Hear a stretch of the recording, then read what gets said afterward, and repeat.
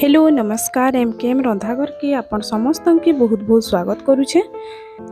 आज मुई गोटे भजाटे बनई जेनटा कि तावारे बनै पारमा आ देखुन केते क्रिस्पी होइछे आ बहुत टेस्टी फिर लागुथिला। तो यहाँ केंथरे बनईछे चालून आपण मानके मैं बताबी।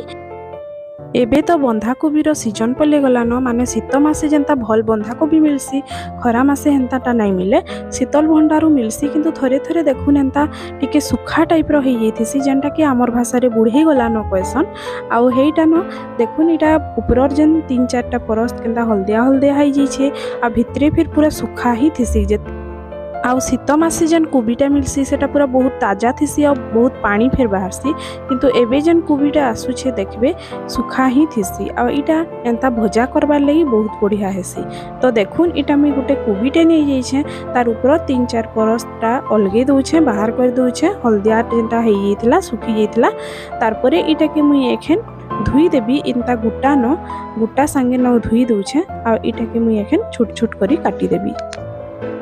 तो एखेन आपण माने देखि पारुथिबे मैं कोबी के केनता छोट छोट करी काटी दउछे आपण माने चाहेले लंबा लंबा आ पतला फिर काटी पारबे किंतु एंता छोट छोट काटी किना मैं करिथिली बढ़िया हेतिला। आउ देखुन एखेन मुई इटा गुटे कोबी के एंता छोट छोट करी काटी किना गुटे जगह रे रखी दउछे तार परे चालुन इथिरे काणा मसला दमा सेटा बनामा। आ इटा मैं किछि अरुआ चाउल राती रु बतरे देथिली सकाले जदी करबार अछि तो राती रु बतरे देले भले नाले सकाळु उठी कि फिर बतरे देले 3-4 घंटा रे अरुआ चाउलटा आसानी से बतरी जसी। आ इटा देखुन बतरी गला परे मैं किछि लहसुन एखन इथिरे मैं ऐड कर दउछे 8-9 कुला आउ किछि मैं एखन इथिरे दे देबी जीरा आउ जीरा संगे मैं आउ किछि देबी ओदाटा देखुन 2-4 पीस में छोट छोटा काटी दउछे इटा के एखन हमें भल करी ग्राइंडिंग कर देमा बेसी पतला नहीं करू टिके खदखदड़िया टाइप रो पीसमा। तो एखन आपण माने देखि पारुथिबे मैं इटा ग्राइंडिंग कर दीछे आउ बेसी चिकन नि करी तारपरे गोटे बड़ जगह रे से चाउल बटा के दे दीछे आ किछि मैं हल्दी दे देली तारपरे स्वाद अनुसार टिके लूण दे दमा आउ इथिरे दे दमा किछि धनिया गुंड आ किछि जीरा गुंड आउ टिके इथिरे देमा बेसनटा देबा द्वारा काना हेसी कि सबु जेन कोबीटा एखन गुलामा सेटा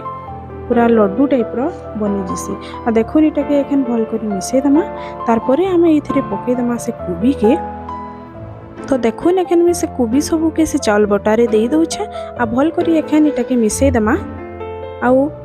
मिसे सारला परे देखमा सेटा गोटे लड्डू टाइप रो हाथे धरी होउछे कि नाही। देखुन मु एखन इटा लड्डू करूथली आ भांगी जाउथला तो मु इथिरे आउ टिके बेसन ऐड कर दउछे आ बेसन ऐड करी कि ना आउ थरे मु सेटा के लड्डू बनाबार लागि चेष्टा करबी हल्का पानी नै जिबे हाथ रे आउ लड्डू बनाबार लगी चेष्टा करबे। देखुन एखन इटा लड्डू टाइप रो हेइ जाउछे एखन हमर इटा भजा बनाबार लगी रेडी हे जाइछे। तो चालुन गोटे तावा रे बसे दमा आ तावा रे किछि तेल दे दमा